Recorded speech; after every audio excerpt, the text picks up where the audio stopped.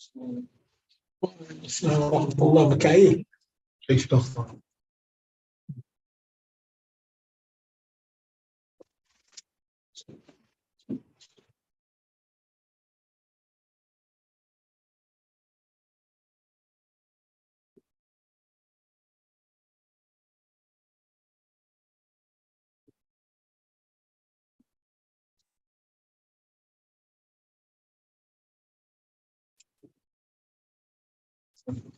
السلام ورحمة الله وبركاته.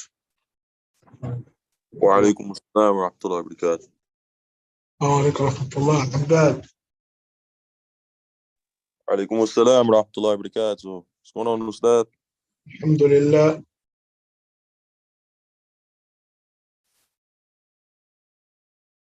جزاك الله خير.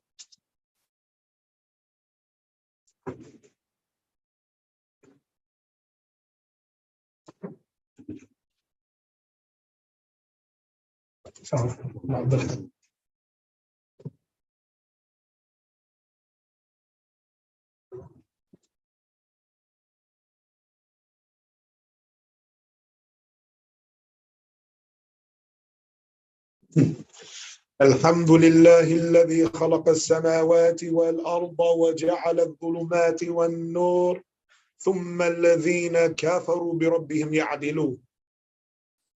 الحمد لله الذي أنزل على عبده الكتاب ولم يجعل له عوجا. الحمد لله الذي هدانا لهذا وما كنا لنهتدي لولا أن هدانا الله لقد جاءت رسل ربنا بالحق. So this is a class 2, or really class 3, no, class 2 of 40 Hadith. I believe class 3. Class 3. So inshallah we'll change that. This is class 3 of 40 Hadith. The other one is inside, or that device. I don't know if it's saved on the computer. The one where we have that camera thing. Yeah, it was recorded to that. Okay.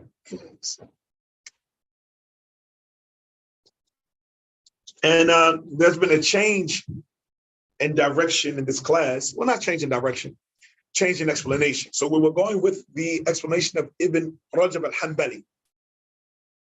But now we're going through the explanation of Ibn Daqiq al-Eid.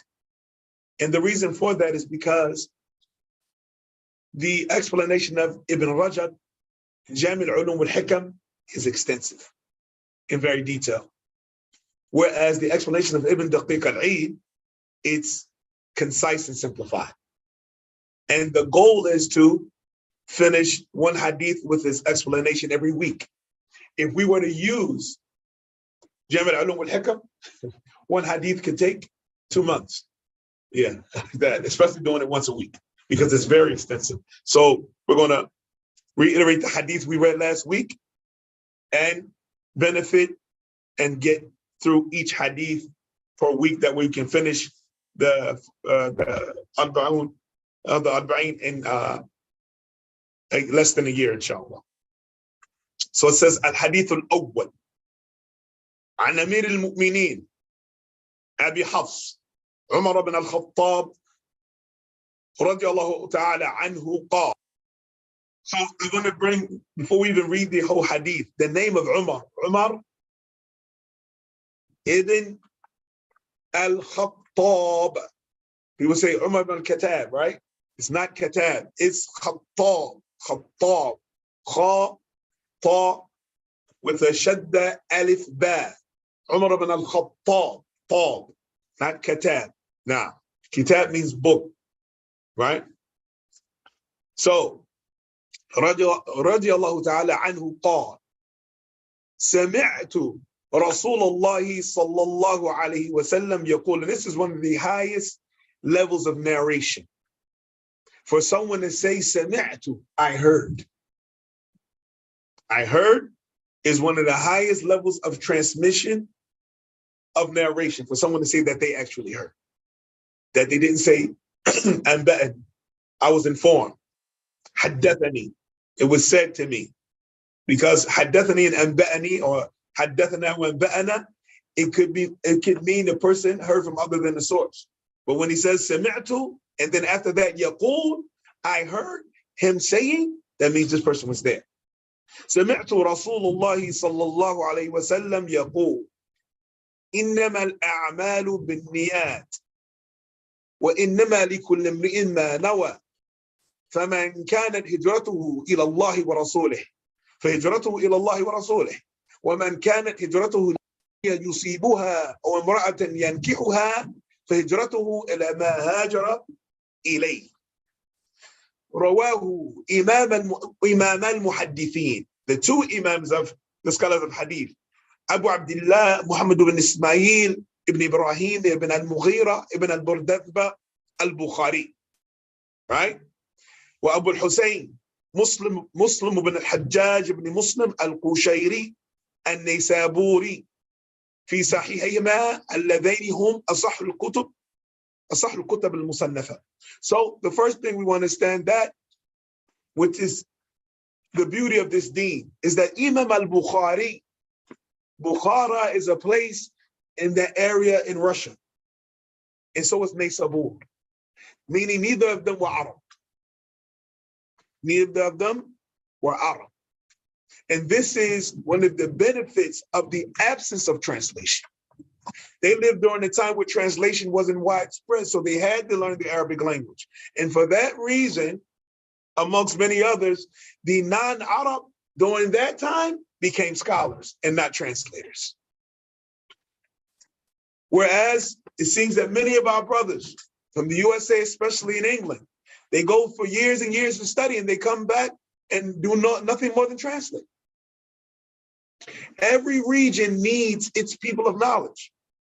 Never in the history of Islam was there a group of scholars from one region were the scholars for the whole of the ummah. Rather, the scholars had relationships from every place, and each scholar of their region was the scholar of their region, and like that. So it never was that everything was referred to one land. You had the scholars of Sham, you had the scholars of Misr, you had the scholars of Al-Hind, to the point that the scholars today say, لولا علماء الهند ما حفظت السنة. They said after the favor of Allah, if it wasn't for the scholars of India, the Sunnah would not have been preserved. The highest asanid in Quran, you're going to find in Misr and in Asham, specifically Syria.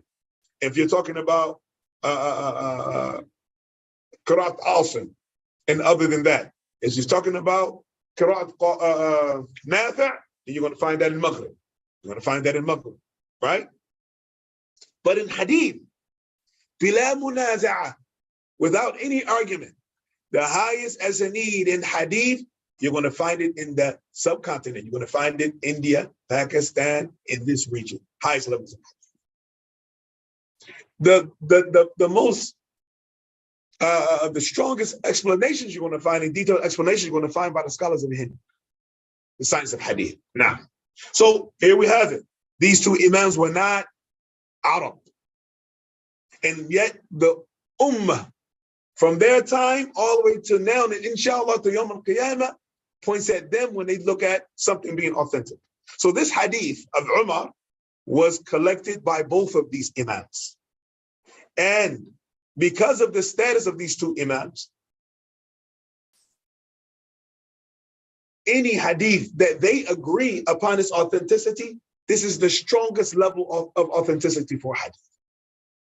That which Imam Bukhari and Imam Muslim agreed upon its authenticity. So Ibn Daqiq al-Eid, rahimahullah ta'ala, says, هذا حديث صحيح متفق على صحته وعظيم موقعه وجلالته. He said this hadith is authentic, agreed upon its authenticity, great, its status is great and clear. وكثرت فوائده, and its benefits are many. رواه الإمام أبو عبد الله نعم البخاري, and it was collected by Imam Abu Abdullah al-Bukhari, and Imam Bukhari names was Muhammad, the son of Ismail.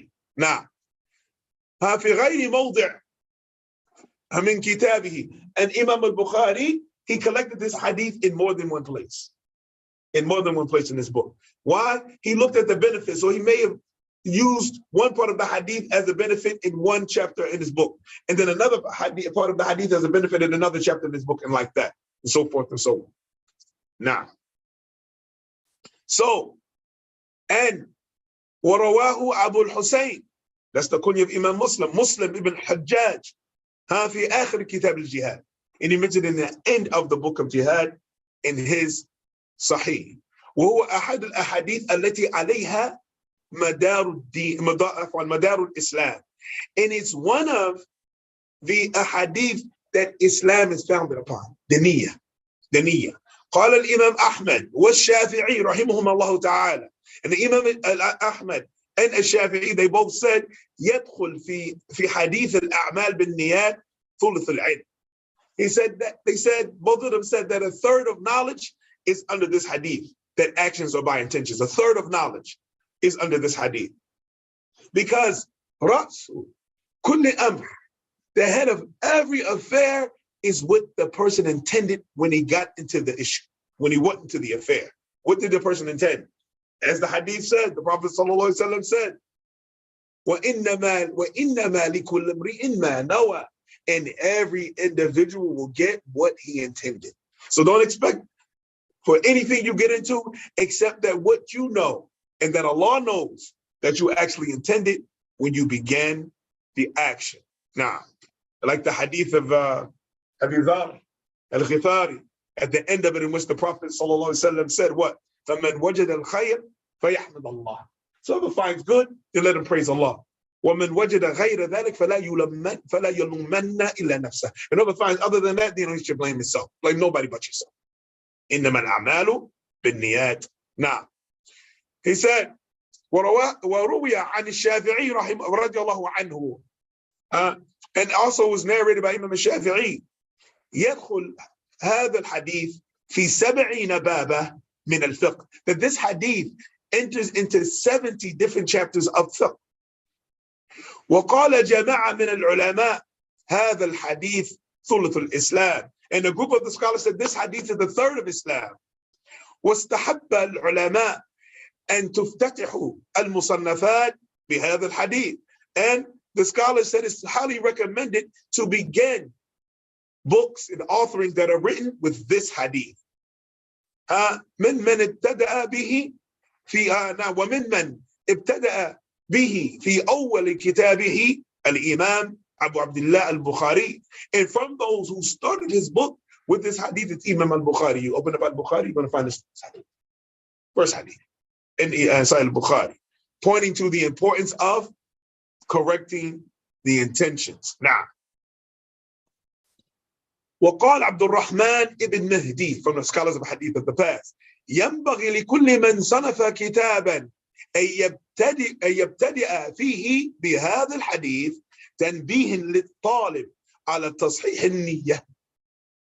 So Ibn Mahdi, he said it is a must that everyone who writes a book that he begins with it, in it with this hadith, in order to bring attention to the student that he should correct his intentions. وهذا حديث مشهور بالنسبة لآخره غريب بالنسبة إلى أوله. And mashhur and gharib, there are two types of hadith, right? And gharib, the ta'rif al-gharib is وَكُلْ غَرِيبٌ مَا رَوَى رَاوٍ فَقَط. Ulama say وَكُلْ غَرِيبٌ مَا رَوَى رَاوٍ فَقَط. And say that gharib, the type of hadith is called gharib, that one that was only narrated by one person. So that's called gharib al-hadith. One person narrated out all the things. This is called gharib al-hadith. Now, in mashhur, ما فوق عزيز, there's another type of hadith called aziz. ما يرويه ثلاثة, that is narrated by three, on every level, three people. It's called aziz. ومشهور فوق ما ثلاثة, and whatever is more than three people in the hadith, four or more, this is called mashhur. It's famous now. Four or more people on every level. Four or more people on every level of narrating hadith. The hadith becomes mashhur, famous. And mashhur is not what has become famous amongst the general people. Some hadith become famous and they're weak and fabricated amongst the general folk. Mashhur is that which is known, four or more, amongst the scholars of hadith, it becomes mashhur.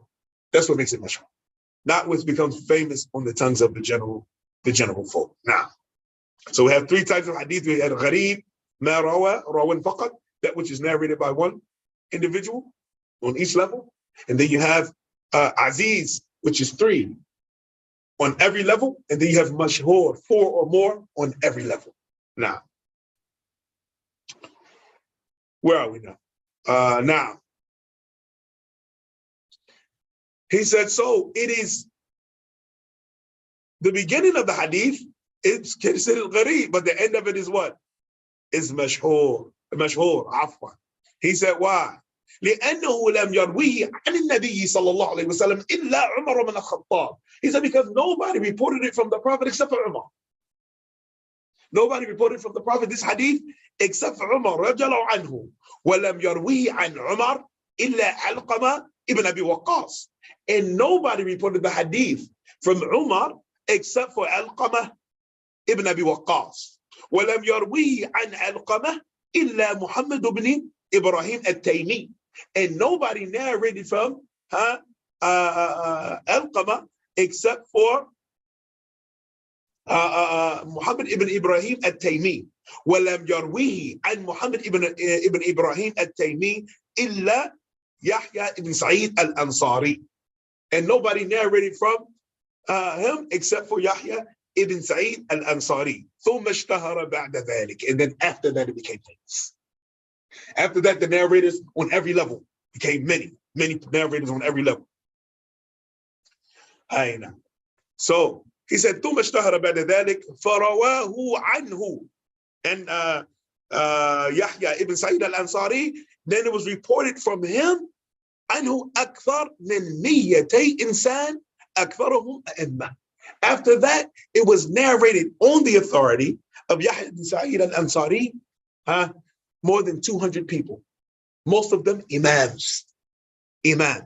Now, when we say imam, when we're talking in ilm, we don't mean someone who leads the salat imam like that. Imam means a person has reached a level of leadership and knowledge. And that's what it means, imam. Now, وَاللَّفْظَ إِنَّمَا لِلْحَصَرِ. And the word innama, anytime you find this in Quran or Sunnah, it's in order to bring about the idea of exclusivity. That this is the way it is and is not other than that. Right? Allah said, إِنَّمَا الْخَمْرُ وَالْمَيْسِرُ وَالْأَنصَابُ وَالْأَزْلَامُ رِجْزٌ مِّنْ عَمَلِ الشَّيْطَانِ in Surah Al-Ma'idah. So Allah said that drinking and gambling and divining with arrows and idol worship and all of this is only from the work of shaitan. It's not from anything other than that. It's only from the work of shaitan. Right? And like that, so it brings that this is either the epitome. When you see innama, it means this is the sum up of everything that you're involved in, or it's the epitome of that thing. Like the hadith, the Prophet ﷺ said what? Innama al-hajj arafah. He said, indeed, hajj is what? Arafah. That's hajj. So it means that's the epitome of the whole journey. Arafah. Subhanallah. Nah. So he said, innama al-a'mal bin-niyat. So actions are only going to be dealt with based on their intentions, judged based on their intentions. He said, وَتُثْبِتَ الْمَذْكُورِ وَتَنْفِي مَا عَادَهُ عَفْوًا. He said, so when innama is used, it confirms or affirms that which is mentioned and negates anything outside of it. It affirms that which was mentioned, innama al-a'mal, and it's talking about the actions in which we want to get closer to Allah subhanahu wa ta'ala. Nah. Hadith is gharib or aziz? This hadith, is it gharib or mashhur? The beginning of it is gharib. One. In the end, it became mashhur. 250, and like that. So that's why it's a special hadith. Because the beginning of it, as we mentioned, one person narrating from one person, that makes it a hadith. So the asl of the hadith is a gharib.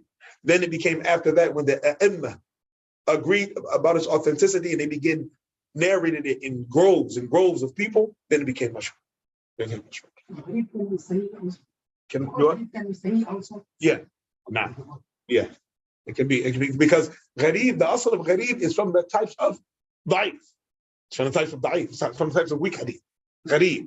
It can be say, it can be say, like it can be bad, right? Oh no, you said sahih. Can say also. No, this is sahih. This is sahih. Yeah, no, yeah, this is sahih. A hadith being authentic or weak has nothing to do in reality with the number of narrators. It has everything to do about the quality of the narrator. So if the narrator, as Imam al-Bayquni and Ibn Hajar al-Asqalani and all of them in Mustalah al-Hadith, terminology of Hadith, what they say? They said that what? The first type of Hadith is Sahih. أولها الصحيح وهو ما اتصل إسناده ولم يشذ أو يعل يرويه عدل ضابط عن مثله معتمد في ضبطه ونقله. Is the definition they give. They said, so Sahih is a hadith اتصل السند, that the chain is connected. So the isnad is connected. This one narrated on this one, there's no gap. That somebody narrated on somebody they never met. They said, well, he said that so-and-so told him, but he didn't hear it from him. No, he heard it from him. He heard it from him all the way down. So muttasal isnaduhu. So the isnad is muttasal. Another type of hadith said, well, lam yushadda. Lam yushadda, shadh of a hadith. Shadh is more than one type of shadh. So shadh is a hadith that is authentic, but it goes against another hadith that is stronger in authenticity than that hadith. How could it be stronger? Meaning we have in this hadith that is shadh, two trustworthy people narrated this hadith.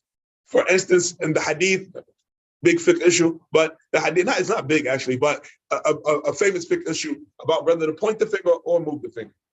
So in that hadith, so I won't champion any opinion. I'll just say, so in that issue, you have one position saying that the narration of one of them is shadh, meaning that you had a group of companions mentioning one pointing, and you have a group of companions mentioning moving, right? So the number of people that said one is more than the number of the people that said the other, and all of them are trustworthy. So now would you have everybody on the same level of trustworthiness and precision disagreeing, then we're going to go by the majority. How more people said this than those who said that. Inshallah, we'll go through fiqh salah, we'll discuss which was what. But either way, one group said this, but it was less. And then the other group said this, and it was more of them. So, in this kind of ikhtilaf anyway, it's called ikhtilaf al-tanawwu'. We talked about that before in perception. It doesn't mean. It's possible that some of them, when they prayed, they saw one thing. And some prayed, they saw the other, meaning that the Prophet ﷺ did both. This is not one of those issues that you have to take aside and know what are you doing? You can't know. It's not one of those issues that it's either or. It's not like that. No, like that. So that's what the shadh is. Shadh goes against either someone who is more precise and more trusted in narration, or a larger group of people that are precise than this group. This group is only 3, this group 10. So then the likelihood of 3 people to get mixed up and make a mistake is more than 10 people getting mixed up and make a mistake when we say that all of them are trustworthy. Lam yushad or yu'al. Yu'al is a hadith mu'allal. Mu'allal is a hadith that apparently it looks sahih, but it has a hidden defect. The very skilled, like Sheikh al-Albani, and like Sheikh Shah al-Sindi, and Sheikh Muqbil, and these scholars, they're the ones who are able to delve into the hadith, and Sheikh Abdul Qadir al-Naud. These are the ones that have that diqqah, they have that precision where they can look and say, no, if you look at it with this date right here, there's no way you could have met him. But it seems, I mean, you have something that's called muttafaq, not like muttafaqun alayh. In hadith, we have 2 narrators who are different in their levels of precision. They have the same exact name. It's called muttafaq. They say, muttafaqun lafdhun wa khatun muttafaq. Muttafaqun lafz wa khat Muttafiq. Muttafiq are two narrators that the pronunciation of their name and the writing of their name is exactly the same. So now we say, okay, so which one is it? And during the fitna of the Quran, side benefit, the fitna of the Quran, some of our scholars, the trustworthy scholars, use that in order to get away from being tortured, imprisoned and killed for saying the Quran is the word of Allah. Because the Mu'tazila was over the government and they were making everybody say the Quran was created. So now some of the scholars, some of them were captured. So they said, who did you take your knowledge from? So they would mention someone that was from that group that had a similar name to a scholar that was from Ahl Sunnah that they actually studied from. So they say, yeah, so from Sheikh Abdullah. So they had a Sheikh Abdullah and the Ahl Sunnah had a Sheikh Abdullah. So they say, okay, you're free to go. Good flee. You know, Imam Shafi'i, rahimahullah ta'ala, when he was captured, just a side benefit. When he was captured, he was, as he described him also, da'if al-bunyan. He had a weak body, wasn't strong, he wasn't a real strong man like that physically. So when they captured him, he wasn't ready to be beat. Imam Ahmad had been beat, Sufyan ibn Uyayna, Sufyan al-Thawri, but scholars were being beat in prison for not saying the Quran was created. He said the Quran is the word of Allah. It's not created. How can the word of Allah be created? Allah is not created. So this was a big fitna, big fitna. So when they caught Imam Shafi'i, so what do you say concerning the Quran? Imam Shafi'i rose his hand.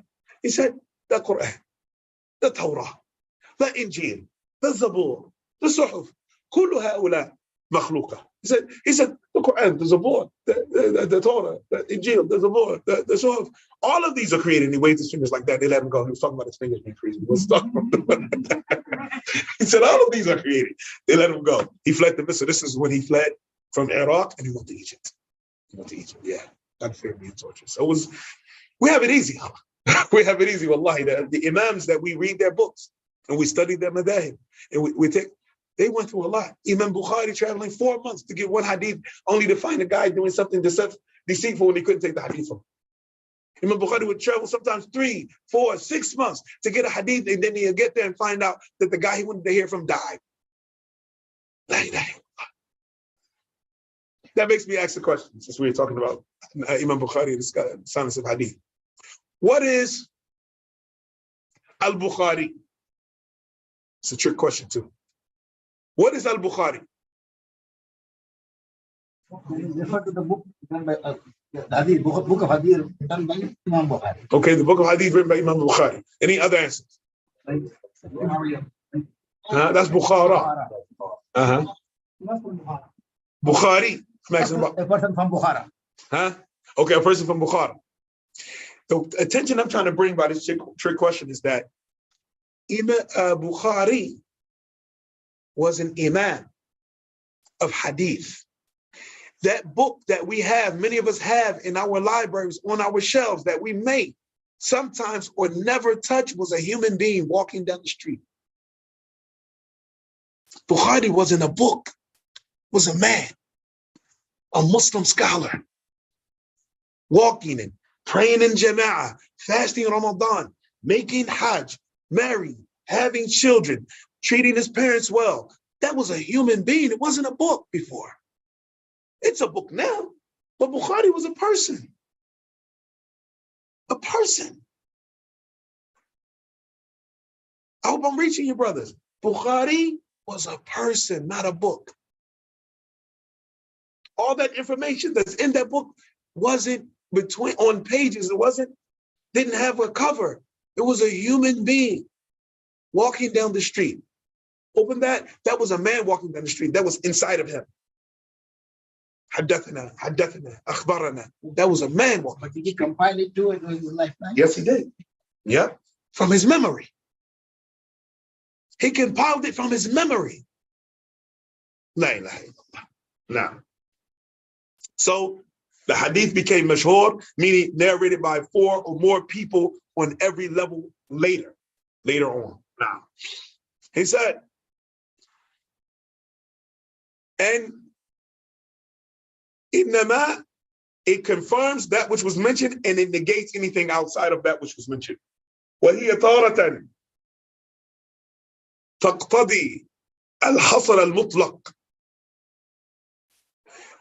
وتارة تقتضي حصرا مخصوصا. So sometimes it is a general exclusivity. that innama points to. And sometimes it is specifically exclusive, right? So now sometimes it's everybody, right? Or it has more than one issue under. And sometimes it's very detailed and specific, meaning definitely nothing else, or no one else falls under this category. ويفهم ذلك بالقرائن كقوله تعالى إنما أنت منذر. And that is understood by comparing other texts in which it was used, like the ayah when Allah Ta'ala told the Prophet, إنما أنت منذر. Indeed, you are only a warner. فظاهره الحصر في النظارة. والرسول صلى الله عليه وسلم لا ينحصر في ذلك. He said, so the apparent statement when you see إنما أنت منذر, that the Prophet صلى الله عليه وسلم only came to warn, and that's it. However, the Prophet صلى الله عليه وسلم was not only restricted to that. بل له أوصاف كثيرة جميلة. Rather, he has other description also, other beautiful descriptions also. كالبشارة, like bringing of glad tidings. وغيرها, and other than that. وكذلك قوله تعالى إنما الحياة الدنيا لهو ولعب. Like Allah Ta'ala's statement, indeed, the life of this world is only amusement and play. فظاهره والله أعلم الحصر باعتبار من آثرها. Now, so the apparent meaning of that ayah where Allah Ta'ala said, indeed, the life of this dunya, only pastime and playing, is talking about for those who only take it in that consideration, which is most people, right? You know, we have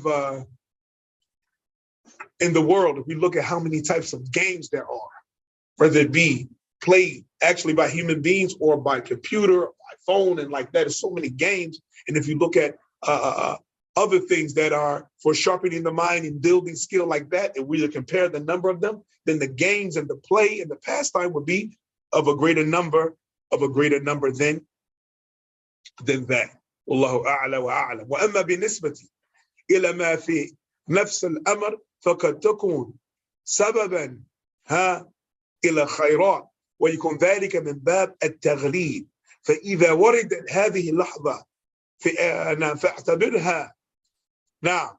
فإن دل السياق والمقصود من الكلام على الحصر في شيء مخصوص فقل به، وإلا فاحمل الحصر على الإطلاق.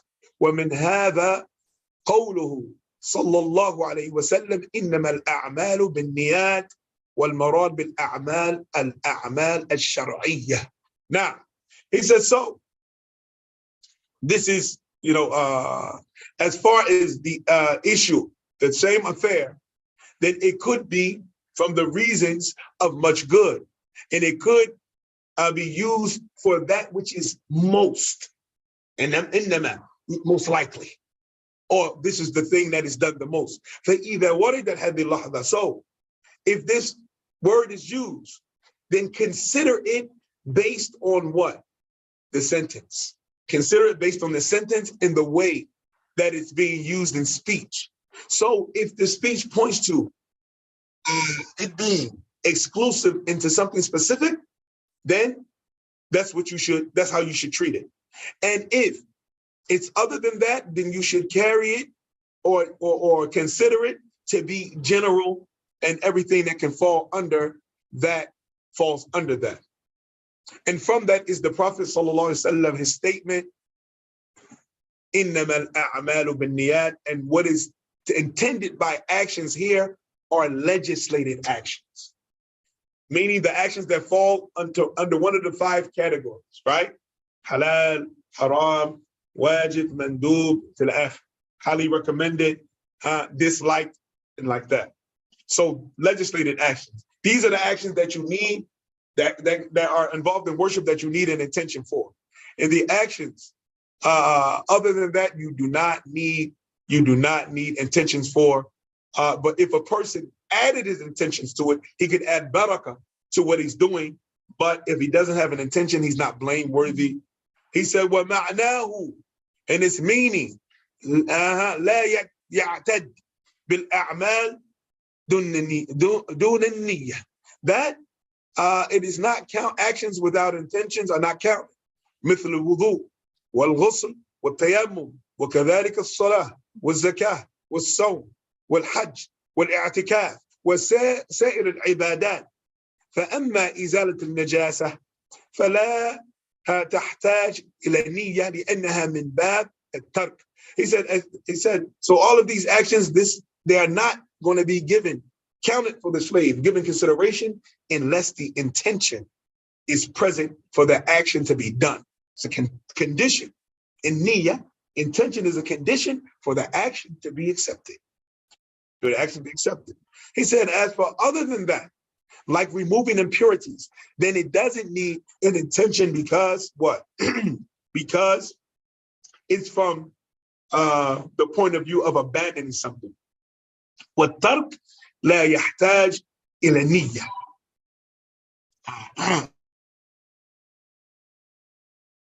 And to abandon something, it doesn't take an intention.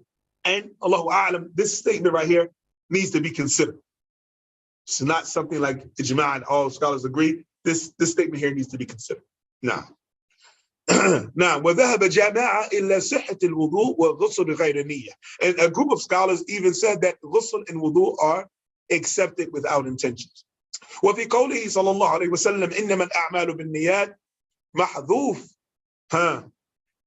واختلف العلماء في تقديره فالذين اشترطوا النية قدروا صحة الأعمال بالنيات.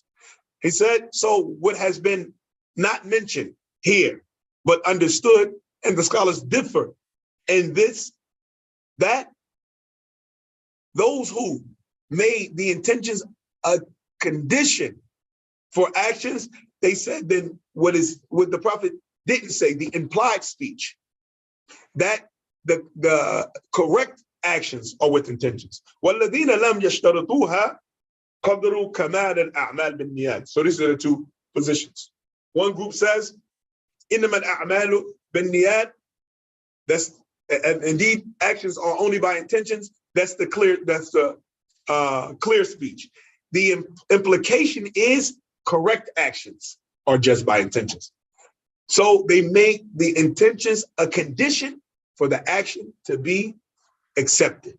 Others say they didn't make the intentions a condition, so they say the perfection, kamal al-a'mal bin-niyat, the perfection of actions are by intentions. وَقَوْلُهُ إِنَّمَا وَإِنَّمَا لِكُلِّ امْرِئٍ مَا نَوَى. In the Prophet's statement, indeed, for every man is what he intended. قال الخطابي يفيد معنى خاص غير الأول. He said, and now this part where he said, indeed, everyone will have what he intended. He said this points to a meaning specific other than the first one. So the first one mentioned plural, a'mal bin niyat. This one said now, the Prophet mentioned individualizing. So now this is an example of walaikum salam wa rahmatullah, the example of general and specific. So the Prophet sallallahu alaihi wasallam said, وَإِنَّمَا لِكُلِّ امْرِئٍ مَا نَوَى. And for each individual is what he intended. وَهُوَ تَعْيِينَ الْعَمَلِ بِالنِّيَّةِ. And it is to specify the actions with the intentions. وقال الشيخ محي الدين النووي رحمه الله تعالى فائدة الذكر, the benefit of remembering, أن تعيين المنوي شرط. To specify that which is intended is a condition. To specify that which is intended is a condition. فلو كان على الإنسان صلاة مقضية لا يكفيه أن ينوي الصلاة الفائتة. So if an individual had to make up a prayer, it would not suffice him to simply intend to pray the prayer that what? Passed. Because qada is a type of tawbah. So he's not this, the prayer as if he's just making up the prayer. No, I'm making qada for a prayer that I missed. So that must be in his intention. بل يشترط أن ينوي كونها ظهرا. I'll mention this. بل يشترط. He can't just say, I'm going to make a missed prayer. I'm going to make up a missed prayer. It's in a condition that he makes his intentions that I'm going to make up dhuhr. I'm going to make up asr, not I'm going to make up salah. No, I'm going to make up dhuhr, or asr, or غيرهما, or other than those two. ولولا اللفظ الثاني لاقتضى الأول صحة النية بلا تعيين أو أوهم ذلك والله أعلم. And he said, if it wasn't for when the Prophet repeating it, then based on the first إنما الأعمال بالنيات, then it would have been taken as general, and it would have been taken that no, it's not a condition to mention the exact prayer. As long as you know you're making a prayer, you know what prayer you miss. It's not important to focus on which one and like that. But because he said, وَإِنَّمَا لِكُلِّ امْرِئٍ مَا نَوَى, and indeed, each individual will get what he intended. So now made it more specific. Made it more specific. Now. And then he said what? So it means that the condition for the correct of the action is in the intention Allah knows best. وقوله فمن كانت هجرته إلى الله ورسوله فهجرته إلى الله ورسوله. And his statement, whoever his hijrah, his migration was to Allah and his messenger, then his migration was to Allah and his messenger. المتقرر عند أهل العربية عن الشرط والجزاء والمبتدأ والخبر لابد أن يتغاير، وها هنا قد وقع الاتحاد. وجوابه فمن كانت هجرته إلى الله ورسوله نية وقصدا فهجرته إلى الله ورسوله حكما وشرعا.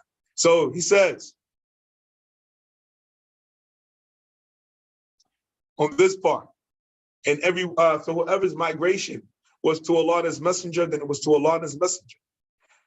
He said, what has been established with the scholars of the Arabic language, that the condition and the answer to the condition, in the subject, in the predicate, they must differ.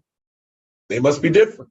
The condition and then the answer to the condition, right, must be different. Likewise, the subject is not the same as the predicate, right? We say, Abdullah, that's the subject. Tawilun is tall. The subject and the predicate are not the same. But we're not going to say Abdullah is Abdullah. That's not really subject and predicate, right? So he said they must be different. He said, but here they came as the same. إنما الأعمال بالنيات وإنما لكل امرئ ما نوى فمن كانت هجرته إلى الله ورسوله فهجرته إلى الله ورسوله. So okay, hold it. You know, in English grammar, they would say this is redundant, right? This is like it was being repeated without a point. And whoever enters the masjid, then he's entered the masjid. Like, what are you talking about? Why is he saying that? Here the Prophet said, whoever's migration was to Allah and his messenger, then his migration was to Allah and his messenger. So it's like, okay, what's going on? So, said what is meant in this, when you see this coming together in Quran and Sunnah, when something like this happens, it means what is hidden. The answer to that is, فَمَنْ كَانَتْ هِجْرَتُهُ إِلَى اللَّهِ وَرَسُولِهِ نِيَّةً وَقَصْدًا. Whoever's migration was to Allah and his messenger with his intentions and his purpose, then his migration was to Allah and his messenger in its ruling, in its legislation. That's the answer. So whoever made that intention, his intention and his purpose was to make migration for Allah and his messenger, then the ruling for that, if that's what it is, in its ruling and in its legislation. وهذا الحديث ورد على السبب لأنهم نقلوا أن رجلا هاجر من مكة إلى المدينة ليتزوج بامرأة يقال لها قيس. He said, and this hadith was mentioned because it has been narrated. Many scholars says weak narration or weak report, but it's been narrated that a man made hijrah from Mecca to Medina in order to marry a woman whose name was Qais. لا يريد بذلك فضيلة هجرة فكان يقال له مهاجر قيس. الله أعلم. So this man made hijrah from Mecca to Medina in order to marry this woman Qais. Right? So His intention was not to get the benefit of the virtue of hijrah. His intention was to marry that woman. So after that, he was called the muhajir of Qais, the migrant of Qais. Now, okay. In closing, so now, marriage is permissible. This man made hijrah to get married. Marriage is permissible, it's halal. As a matter of fact, for the 5 categories, marriage can be wajib. Marriage can be wajib. Why would marriage be wajib, obligatory, if the person doesn't marry, he's a sinner? When they fall into zina. Nah, exactly. So whoever does not have enough control over himself to stay away from haram relationships, marriage is obligatory. It's haram, even if he can't afford it, it's haram for him not to get married. It's haram for him not to get married. Because to be how can we say it? Sorry to use the term. I'm actually sorry this time. Sorry to use the term. To be a deadbeat husband is better than being a fornicator. To be a husband that's, I don't have the electric, it's better than being a zaj. Right? So it becomes obligatory. So now this hadith, this man, for those who authenticated the story, was blamed for migrating for marriage, with the fact that marriage is permissible. So why was he blamed?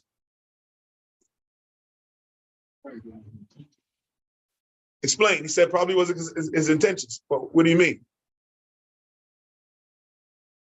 He was not blamed. He was just it was just that his migration was for the purpose of marrying the woman. Mm-hmm. But that's not a blame. No, he was blamed. This laqab, Muhajir Qais. They call him the Muhajir Qais. He didn't make hijrah to the Prophet. He didn't make hijrah. You made hijrah for a woman. So they were blaming him, pointing at him for that. I did something bad. Yeah. Yep. Alaikum. Walaikum assalam. Abdad. Because he had no intention of making hijrah to the messenger if it wasn't for the woman there. Okay, so explain that statement. He said because his intention wasn't. Meaning that he had no intention of making hijrah, but when he found out that Qais was there, he wanted to be there for her. So that's the only reason he made it. Huh? What's wrong with that? Okay, if the woman wasn't there, he wasn't going. So what's wrong with that? Because hijrah is only supposed to be for Allah subhanahu wa ta'ala. Okay. But okay, it's still is one element missing. It's correct. There's one element missing that would actually make it blameworthy. He said he was Alaikum. his intention. One minute yet. His reason for going was opposite of the woman, was more so because of the hijrah to be with the Prophet. Nah, my brother Abdul Haq, this is the answer. Because he outwardly showed that he only wanted to go there for Allah and His Messenger. Yeah, he made it seem like, the Rasulullah is in Medina, I'm going to Medina. The whole time it's like, Qais is in Medina, I'm going to Medina. But he made everybody think that, I'm going, because of, the Qais, and I'm going there. I mean, for the Prophet ﷺ, and like that. And the whole time, if Qais would have stayed in Mecca, he would have never went to Medina. Even if he found out all the Prophet, all his offspring, everybody was in Medina, he's not going. Wherever Qais is going, he was going.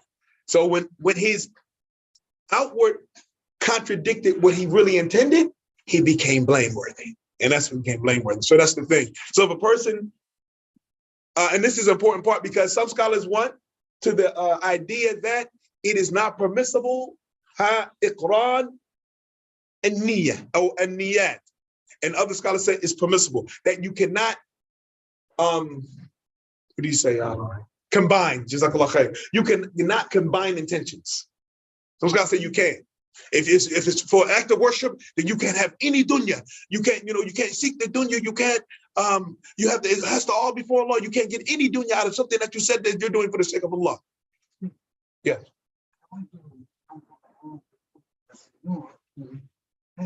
As well as to see whether the truth. Mm-hmm. This is a good question. This is exactly what we're talking about. So, yeah. So brother's saying, I wanted to come to Masjid Noor to class and to see Brother Tor. So now what's that? Is there a problem with that? That's combined. Well, isn't the problem with the example you gave is misleading, right? Uh-huh. That's what the issue is. So Right. as long as you don't mislead, you can have separate intentions. Right. So now that's what we're saying now. So is it permissible? We're talking about something that's clearly an act of worship and something that's clearly dunya is not an act of worship. Is it permissible to combine them in your intentions? You just have to categorize it. Which one supersedes it? It depends on something. Haq said it depends on which one supersedes. The worship should come before. The worship should come before. Jihad, what were you saying? No, I was saying you have to categorize. You have to, one has to come after the other. Okay, so he's saying the same thing. Categorize. One has to come after the other. Okay. Anybody else? Cody. I would say pick the intention to come first, Uh-huh. and then see to it, and then bring it last. But the intention was for Allah first. Okay. So he said put the intention for Allah subhanahu wa ta'ala first. Beautiful. The separation of the hadith that's mentioned is that are they saying that you can't make it a dual intention for hijrah? No. For acts of worship and acts of dunya. You can't combine them. If you're going to worship Allah, any kind of act of worship, then that's what you should be doing. If you're going to I'm going to mention a scary one too. For instance, Ramadan. Maghrib, we break our fast. Are we going for Maghrib or for iftar? We have the big iftar of the masjid.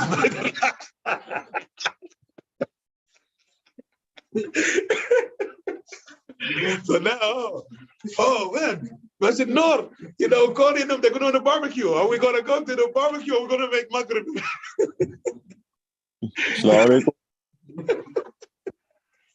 So now what's the intention? So is it permissible? Remember, it's a group of scholars that say, that's a tough one, right? It's a tough one. So it's a group of scholars say you can make both of them.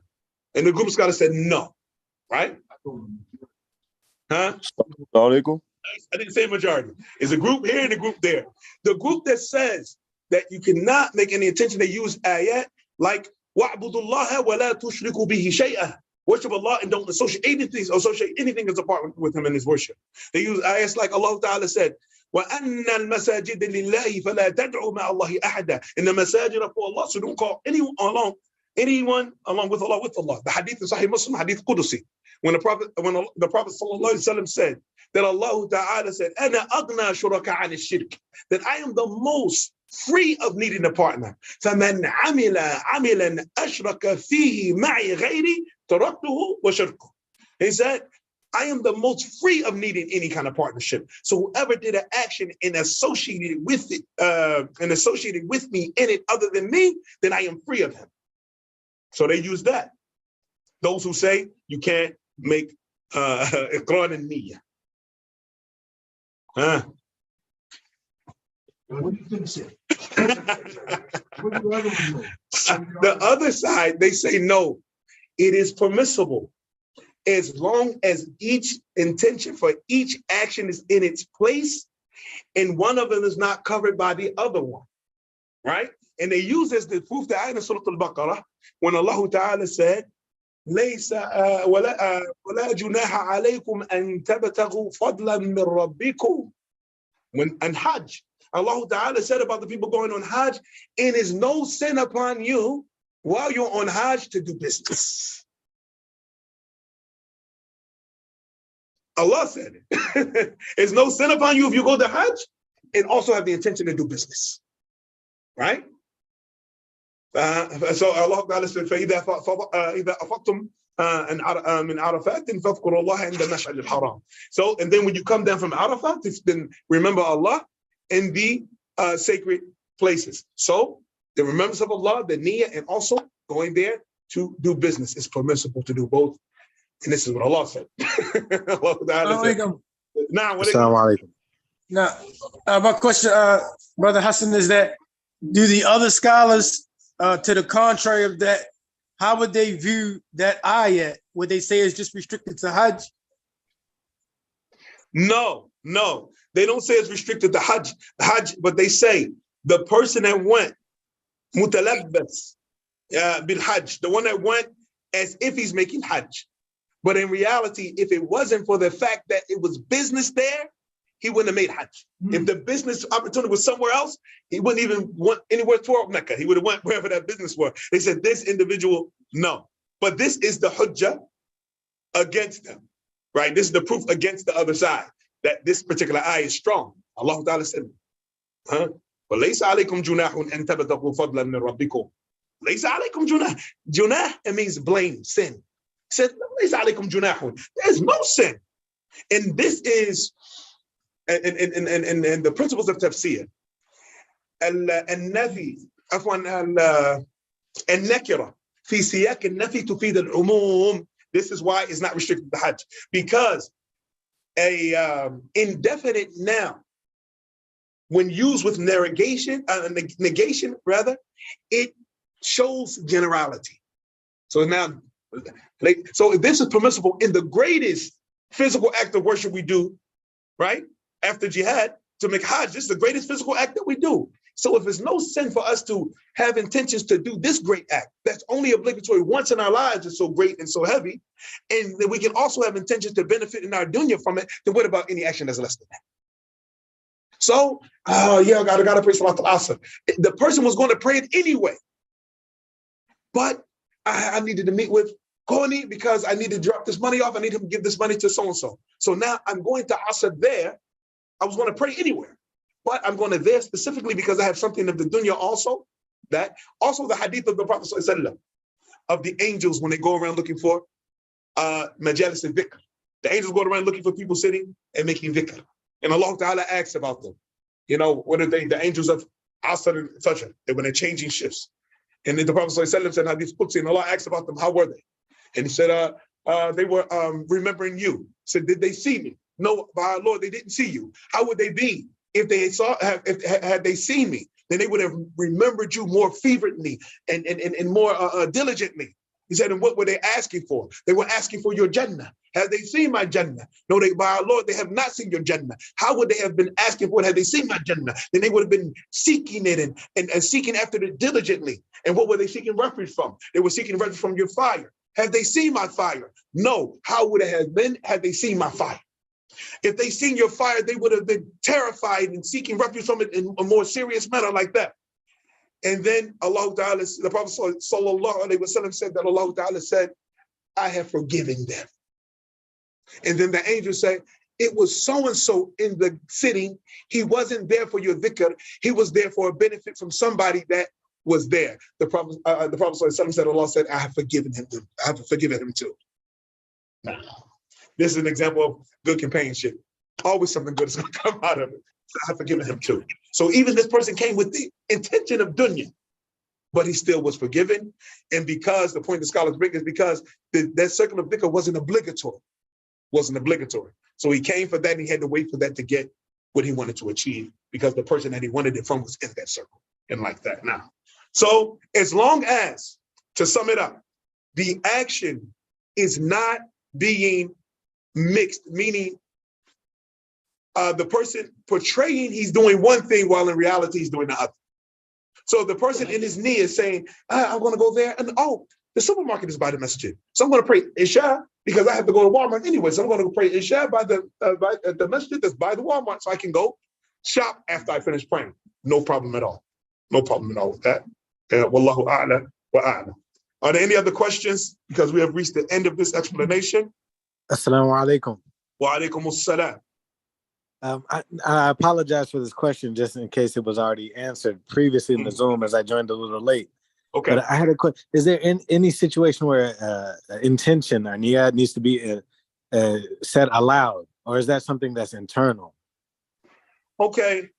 The intention is internal majority of the time. And the scholars differ is announcing the intention in certain cases was actually the intention or announcing the action. Like on Adha, when the Prophet ﷺ would raise his voice and say, Allahumma hadha anni wa an ahli. He would slaughter and say, raise his voice and say, oh Allah, this slaughtering is on my behalf and on behalf of my family. So some scholars say that the Prophet announced his intention.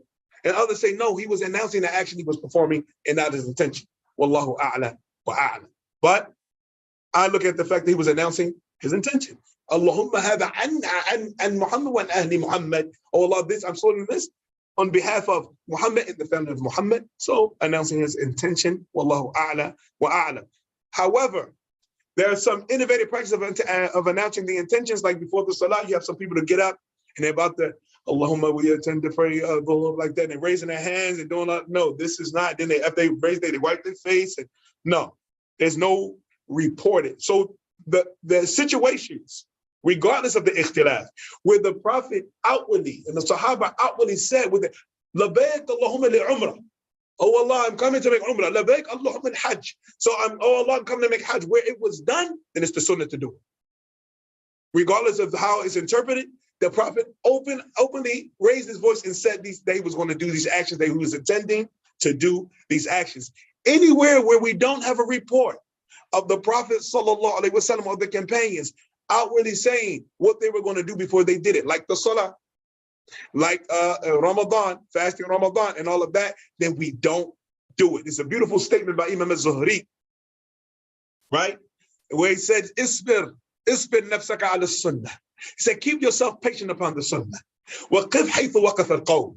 And stop where the people stop. The people, the companions. وَقِفْ حَيْثُ وَقَفَ الْقَوْمِ. وَقُلْ بِمَا قَالُوا. And say what they said. وَقُفْ عَمَّا كَفُوا عَنْ. And stay away from what they stay away from. From what they stayed away from. And at the end of the statement, he said, فَإِنَّهُ يَسَعُكَ مَا وَسَعَهُمْ. He said, for indeed, whatever was sufficient for them is sufficient for you. Now. Barakallahu feek, ya Sheikh.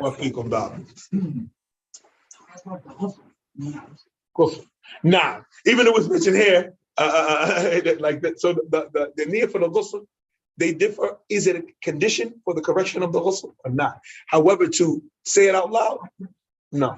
Yeah. Yeah. No. Not for the ghusl, not for wudu. No, in the heart. Yeah, the niyyah is in the heart for all of those things. For wudu, for ghusl, for the prayer, for fasting Ramadan, for and all of those other things like that. Then the niyyah is in the heart. And those specific incidents where the Prophet said out loud, "Labayk," this is on my family, and like that. That's those specific incidents is when we follow that. So many du'as. Yes. Yeah. When you break the fast. Yeah. There are so many. Yeah. Oh, so it's a du'a. It's fine. That's a du'a. But yeah, aftartu. So you're saying this is what I've done, and this is important. I'm glad you mentioned that. When it comes, all of the du'a for iftar, for breaking the fast, is said what?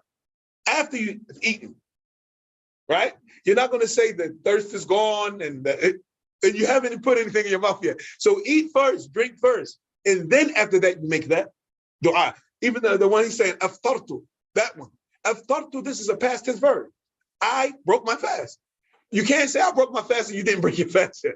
So break your fast and say I broke my fast. Nah, like that. So that's how that goes. Any other questions? Assalamu alaikum. Wa alaikum assalam. I have two questions. Okay. One about what you were saying of breaking the fast.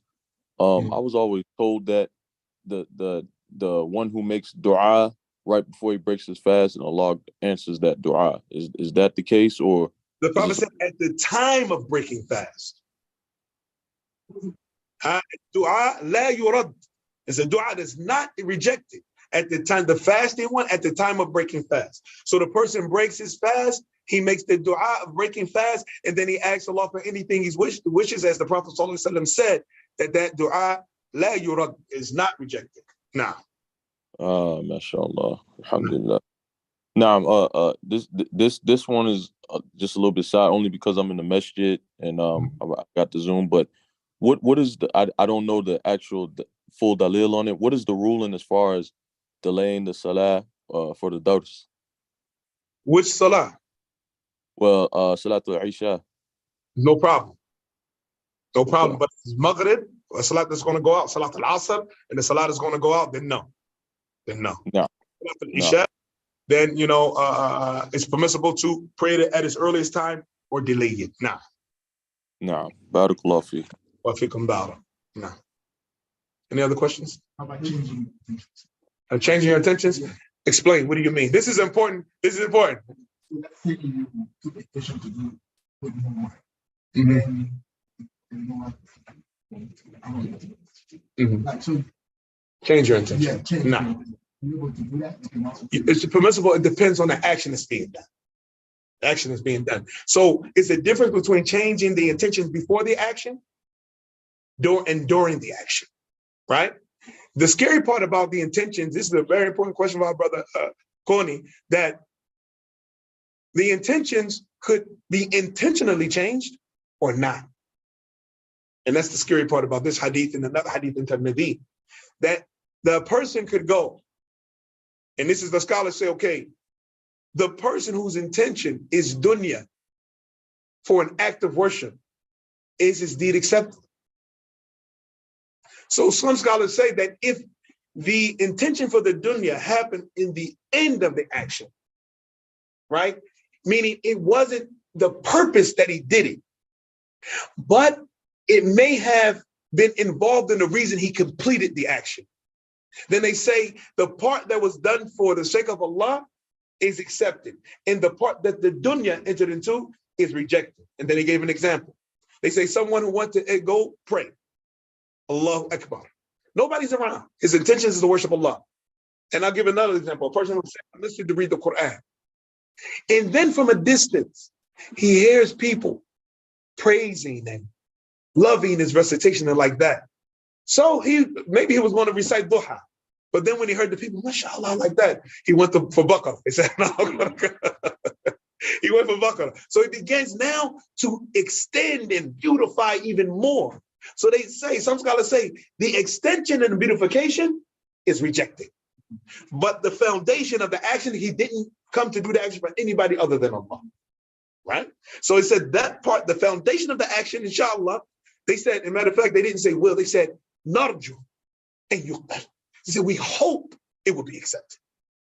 The foundation of the action. But indeed, anything that he did in order for the praise and all of that, that's the part that definitely will be rejected.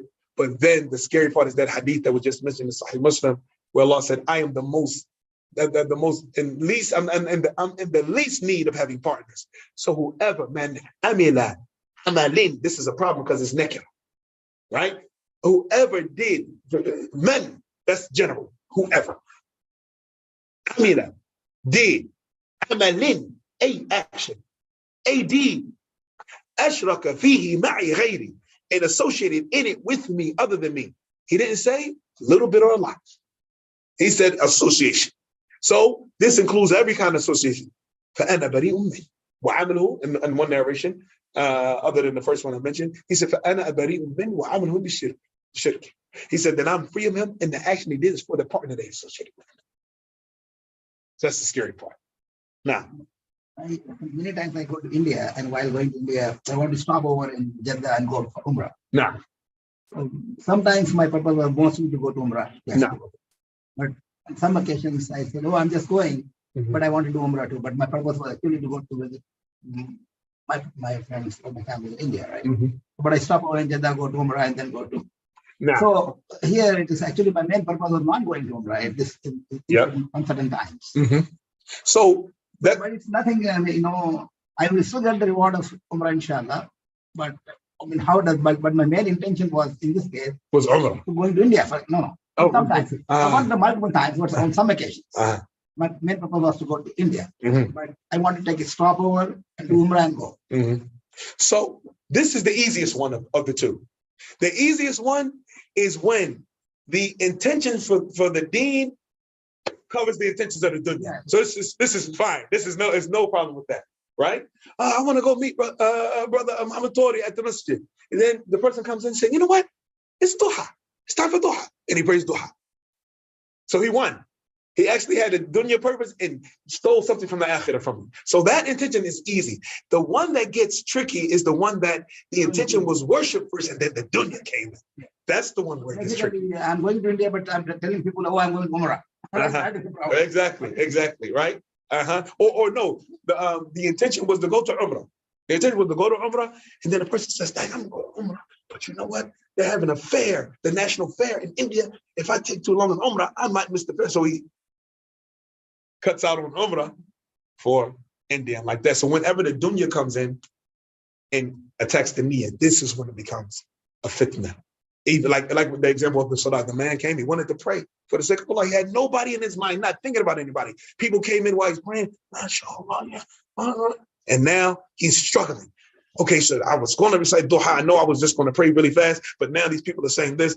And it's in the book, and I think I said by Ibn Rajab is Ibn al-Jawzi, Akhbar al-Hamqa wal-Mughaffilin. He brought narrations, I told you brothers before, of the people who were fools and imbeciles. Authentic narration stuff they did. So here's one narration of a man who was in the masjid praying. And he was praying with such dedication and khushu in the salah. People came in and saw him. So yeah, Allahu Akbar.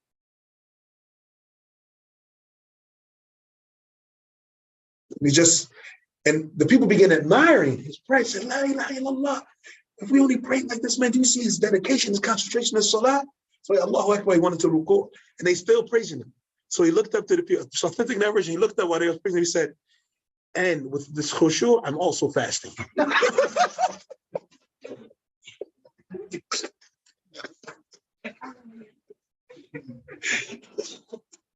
So that's the problem. When that niyyah gets transgressed, and the dunya enters upon it, I recommend brothers to get, some scholars would recommend this book because it's all authentic narrations for when people are studying, and the mind is a muscle just like the body. So but the mind may get worn out from studying. So a person reads these narrations and just gives himself a laugh because there's no lying in it. They're authentic narrations. So he says, I'm also fasting. So this is what happens when that. When we came to India, No. from India, when we came to US, we basically came for worldly gains, betterment of our worldly life, for education. I came to complete my higher education. No. But people say, "Oh, make niyyah that you are doing it for Allah." Okay. So obviously, so what is that? My purpose is to basically become a personal betterment. Specialized in internal medicine. That's what I came for. Right. I was having a job, but I came here. Right. So increase. So yeah, but people advise, oh, you make niyyah, you're doing this for Allah subhanahu wa ta'ala, right? Right. So Maybe there's some contradiction in this. that is, yeah, that is a contradiction. If the person set out and is like Muhajir on case, if the person set out for the dunya, that's what he's going to get. He's going to get the dunya. Because in order to make it for the sake of Allah, it first and foremost, this is important. I'm glad you even mentioned this. Because in order to make it for the sake of Allah, first and foremost, it has to be without any doubt from the actions that Allah loves and is pleased with. So now every action that a person wants to switch and say, I'm going to now do it for the sake of Allah. Okay, the action that you're doing, is it just from actions that people do? Or it's from actions that Allah Ta'ala wants to be done? Is it just from worldly gain or for the gain of the hereafter? Of the hereafter, yeah, exactly. So at that point, it wouldn't be able to be changed because it's like, okay, it's like worldly gains. There's a lot, this being a land of disbelief, right? Your situation is different because you come from India, which is also a land of disbelief. But for a person that's coming from a Muslim land, then that would be a problem. It would be actually sinful. But it is coming for education or higher education. It's conditions. The scholars bring three main conditions for a person to travel from a Muslim land. I like India, Ivory Coast, these are not Muslim countries. So coming to America, going there is basically the same thing. The person will only have to weigh which place is more dangerous for his deen or for his life. That's the only thing that would weigh his decision. But This is more dangerous than it's a dangerous place, the most dangerous place in the world, exactly. So at that point, the person has to look at what he's risking. Is he, wherever he's going, putting himself in direct danger or possible danger? Because you have both of those. You have direct danger and you have possible danger. So the stronger the possibilities become, the higher the level of impermissibility it is, right? وَلَا تُلْقُوا بِأَيْدِيكُمْ إِلَى التَّهْلُكَةِ. You do not throw yourselves into destruction like that. So as for a person coming from a Muslim country to a Catholic country, then they have three conditions. Number one, well, really four. Number one, a person leaving a Muslim country to go to a Catholic country has to have a need to do so. A need to do so, right? And that which he's getting there, he can't get it from any Muslim country because he's leaving the land of Islam. Number two, that he has enough knowledge that he can defend himself against doubts and corruption and like that. Number three, that he has enough, we can say, deen that would keep him from falling into low desires in sin. Number 4, that once his need of being there is up, he races to get back to his land. Yeah. Other than that, people coming from Muslim countries to here, it's the same. It's the same. Now, even the people, look at how deep it is. When the Prophet ﷺ and the Sahaba made hijrah from Mecca to Medina, and then Mecca was conquered, it became a Muslim country. Anybody that made hijrah from Mecca to Medina was not allowed, even after Mecca became a Muslim land, to go back and live in Mecca. You're going to find this hadith of Ali Hadrami in the book of Hajj in Sahih Muslim. They asked the Prophet after the conquest, can we return to our homes? The Prophet said it's not permissible for you to return to something that you abandoned for the sake of Allah. So they were not allowed to go back. The Prophet himself didn't go back into Mecca. Remember when he left out? He left out saying, if I wasn't ordered to leave, I wouldn't have left. He loved Mecca. He said, if I wasn't ordered to leave, I wouldn't have left. I would have stayed. Like that. So the Prophet ﷺ in the same hadith, Sahih Muslim in the same chapter, he would give the people who made Hajj, who were originally from Mecca and went to make Hajj, 3 days after fulfilling their needs. So the day of arrival, and then they have the days to fulfill their needs. And then the day that they finish fulfilling their needs, and the day they're traveling. Any day that they stayed over those 3 days was considered a sin. And that's Mecca. That's a Muslim country now. But this man stayed there. Huh? After Hajj. Mm-hmm. This man stayed there for a long time. Mm-hmm. Yeah, he had Uthman, he was between two, he had a wife there. Yeah, he had a wife there. This is why when they tried to start fitting the people that were trying to attack Uthman, and they told Ibn Mas'ud, he said, you made Hajj with the Prophet ﷺ. And he made rak'atayn, he prayed the traveler prayer in Mecca. You made Hajj with Abu Bakr, and he prayed 2 rak'at in Mecca. You made Hajj with Umar, and he only prayed 2 rak'at in Mecca. Uthman was praying 4 rak'at. Said, and Uthman, look at him, he's going against their sunnah, he's praying 4. So Ibn Mas'ud radiallahu anhu said, al-ikhtilaf shar kullu. He said, disagreeing is evil, all of it. He didn't even just do it. He says, disagreeing is evil, all of it. He prayed 4 and praying 4, he's the imam. But what happened? What happened was revealed that fitna maker, while he was trying to stir up the pot, as they say, Uthman had a wife there. So wherever a man has a wife, has family, a wife, that's a resident for him. So he's a resident there, and he's a resident where he goes. Wherever he goes and like that. Because this is a sidebar benefit. When it comes to traveling, most generally traveling is broken down into 4 categories. Temporary traveler and a perpetual traveler. A temporary traveler is an individual that goes to a place because of a temporary need, and when that need is up, he leaves.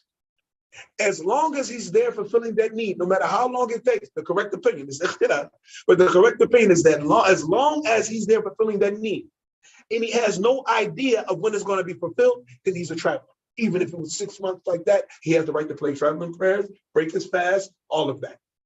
Why? Let's say he's there for an operation. The doctor said, okay, yeah, come back, we're doing tests, we're doing this. And he's there, and he's still being checked out by the doctors. He only intends to be there once he gets his final result. When? He doesn't know. He's considered a traveler until that's up, temporary traveler, right? This goes back to innamal a'malu binniyat. Then you have a perpetual traveler. Perpetual traveler is someone like truck drivers. From this state, from that state, from this state, from that state, he's a traveler. Everywhere he goes, he's a traveler. The rights of the traveler belong to him.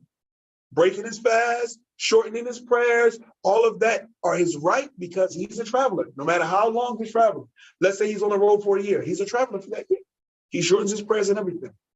The other two you have, the permanent resident and the temporary resident. The permanent resident is the one who intends, his niyyah is, I live here. This is where I reside. My family, my work, my children's school, this is where I live. So he's a resident. So everything that's obligatory upon the resident, he has to do. Cannot break his fast on Ramadan, he can't shorten his prayers, and all of that. And then you have the temporary resident. The temporary resident is the one who intended to live somewhere temporarily until his need is fulfilled, not like the temporary traveler. He intended to live there, got a home, set everything up to live temporarily, like those who go and stay at the university. They're residents at that place. They stay in that dorm, they're there. They're going to be there for 4 years, 6 years, 8 years, whatever they're studying. So they're a temporary resident. They call it home only on spring break, summer break, but other than that, they live where the school is. So they're a resident there. Those two categories have to do what residents do. The other two categories have a right to do what travelers do. How about if I'm visiting my daughter, and live there for a month or 15 days or a month, what should I do? It depends on your intention, right? As soon as a traveler gives himself a date where he knows, okay, I'm going to be there from Tuesday, from this Tuesday to next Thursday. I'm leaving next Thursday. So he can shorten and everything for 3 days. After that, he's a temporary resident. 3 days. Yeah, 3 days. And then after that, he's considered a temporary resident. Why? Because he knows when he's leaving. Because he knows when he's leaving. Once a person gives himself a date when he's leaving, he's residing. I'm here. Once a person says, my leaving is based upon the results of something that I'm doing. I'm only here for business. As soon as my business is done, I'm gone. I'm waiting for the package to be delivered. I'm waiting for the boxes to be filled. I'm waiting for whatever he's waiting for. That's the only thing that has him there. Other than that, the other one, his intention has him there. Okay, you know what? I'm going to stay here for about a month. Okay, you're residing there because I'm going to stay here for about a month. So he's going to be a resident for 1 month. No. On the first day, he has to pay. Good for the first day. No, the scholars give him 3 days as a traveler. He has 3 days as a traveler for arriving, and then after that, he has to continue. And some scholars say that the longest a person can shorten their prayer is 19 days, right? And then after that, they become a resident. And they base that on, that's the longest period of time that the Prophet sallallahu alaihi wasallam stayed in Mecca. He stayed in Mecca and shortened his prayer for 19 days. So they said that's the longest time you can do it because the Prophet only did it for 19 days. But in reality, the Prophet left and went back to Medina after that. So we don't know if he stayed another day, would he have shortened or not? So this is called ikhtilaf as-sa'ir. This is like acceptable disagreement. Why? Because both possibilities are valid. The possibility that the Prophet would have prayed as a resident and the possibility that he wouldn't have prayed as a resident. Both of them are possible. So it's a principle in the principles of jurisprudence. إذا دخل الاحتمال بطل الاستدلال. Once possibilities enter into the equation, nobody has proof. Everybody's possibility is equal. So nobody can say, no, my possibility is dalil. No, yeah, I can't refuse that what you said is possible. But you can't refuse that what I said is possible. So now this is one of those issues that either side you take, you're fine. Either side you take. This is not one of those, if you take this side, you're wrong. If you take that side, you're wrong. It's one of those, either side you take, you're fine. Is it sinful if you don't do it? You were supposed to shorten your prayer. Right. It's dangerous. If a person did that, believing it to be, It's a rukhsa, right? It's a rukhsa, yeah. It's a concession. So if a person wants to pray for while a traveler, believing this makes him more pious or draws him closer to Allah and like that, then he needs evidence for that. So it's rejected, right?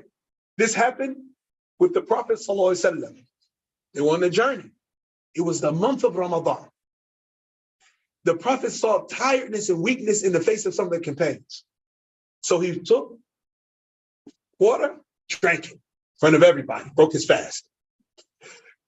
Companions saw him do it, they did it. They drank. Prophet did it, I'm doing it. They broke their fast, right? So later on in the journey, some Sahaba came to the Prophet sallallahu alaihi wasallam and said, Ya Rasulullah, there's some guys still fasting. So he's not going to be more pious than the Prophet sallallahu alaihi wasallam.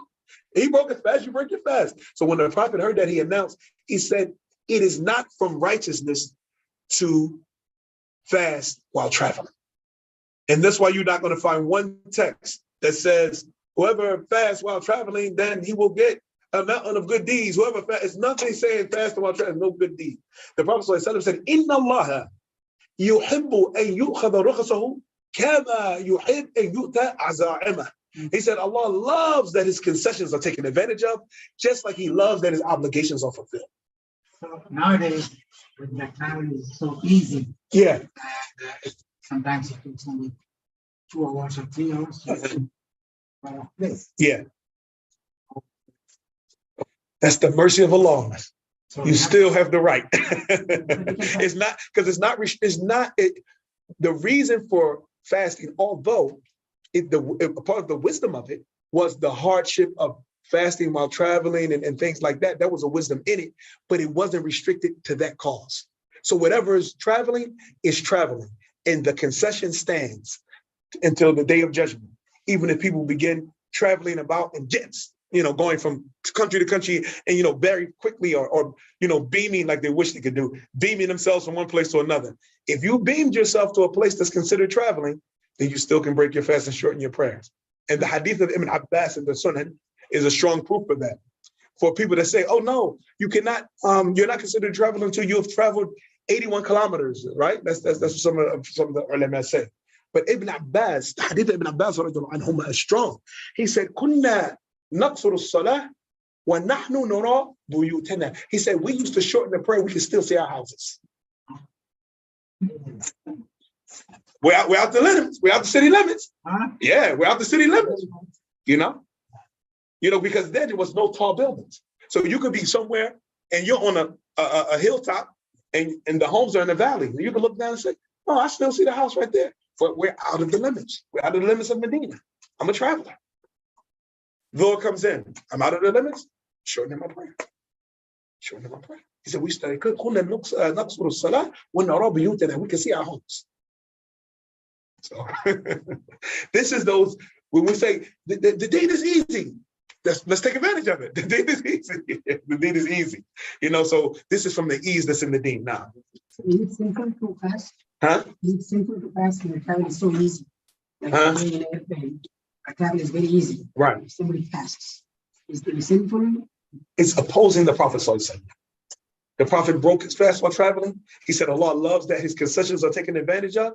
And this is what he legislated. It's not obligatory to break your fast. It's not obligatory. But look at the sunnah of the Prophet. But it's not obligatory. So it's not simple. No, not simple, because in order for us to say it's simple to fast, we have to say that it's obligatory to break your fast, but traveling is not obligatory. Not obligatory. A person that wants to fast, maybe a person fasts while traveling, saying, I'm not trying to make up those days because the end of that, I don't want to use that word, that on Buddhist word. Because the atmosphere outside of Ramadan is not as strong spiritually as it is during Ramadan. Yeah. It's harder to fast. It's easier to fast when everybody's fasting. So a person might say, well, the atmosphere is fasting like that. And although I don't have to fast, I'm going to go ahead and fast because I don't want to have to make those days up. Right? Like that. But Allah clearly in the Quran said it twice in Surah Al-Baqarah. فَمَنْ كَانَ مِنْكُمْ مَرِيضًا أَوْ عَلَى سَفَرٍ فَعِدَّةٌ مِنْ أَيَّامٍ أُخَرَ. So whoever of you was sick or on a journey, traveling, then make it up from other days. And the second time Allah mentioned it, he said what? يُرِيدُ اللَّهُ بِكُمُ الْيُسْرَ وَلَا يُرِيدُ بِكُمُ الْعُسْرَ. Allah wants to make things easy for you, and he doesn't want to make it hard. SubhanAllah. Look how he ended it. So whoever's sick on the journey, then make it up from other days later. Allah wants to give you ease, and he doesn't want to give you difficulty. SubhanAllah. Assalamu You got to make it up. Huh? You got to make it up before the next Ramadan. The whole year. Yeah, you got to make it up for the next Ramadan. You got a whole year or 11 months. Now, alaikum. Walaikum salam. One of the youth here asked, is it considered traveling if he's going to school and his school is in Winston? And his school is in Winston. And how Yeah. far is Winston? And what is the order? You hear the early man talk about the customs. So in the customs of where the person is from, the youth, is that considered traveling by the people of that locale? Nah, because I mean, I believe it's a private school, so it's not like the normal. Usually they go to schools in their district, but to go to these particular schools, they got to go to these different cities. No. Yep. So if that's considered traveling, it's another. So you guys are in Greensboro, so that's in Winston. That's another city. Then he's a traveler. Then he's a traveler. So every day he can combine his prayers and he doesn't have to fast. He's in that other city. Yep. No. No.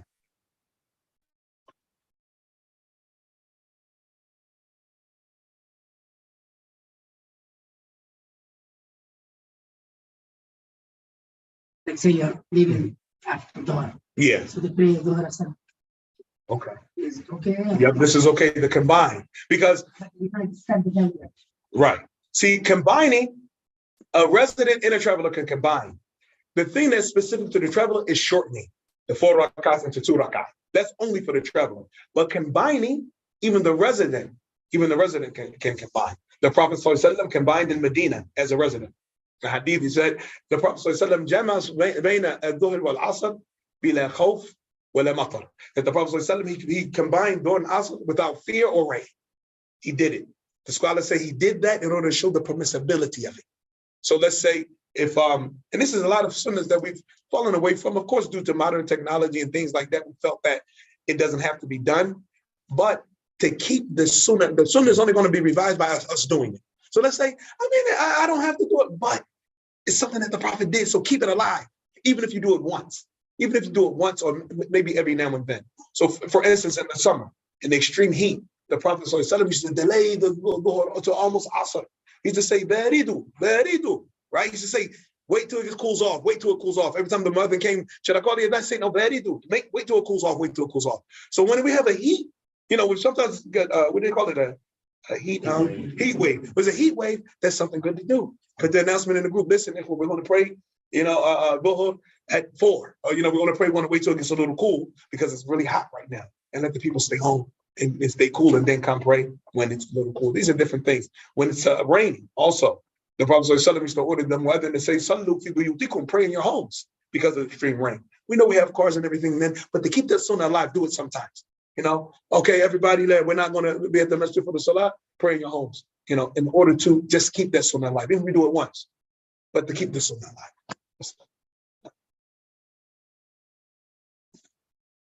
Okay, so we'll stop here. Inshallah ta'ala, next week, we'll take the second hadith, which also is by Umar, narrated by Umar. هذا وصلى الله وسلم وبارك على نبينا محمد وعلى آله وصحبه وسلم والسلام عليكم ورحمة الله وبركاته. وعليكم السلام ورحمة الله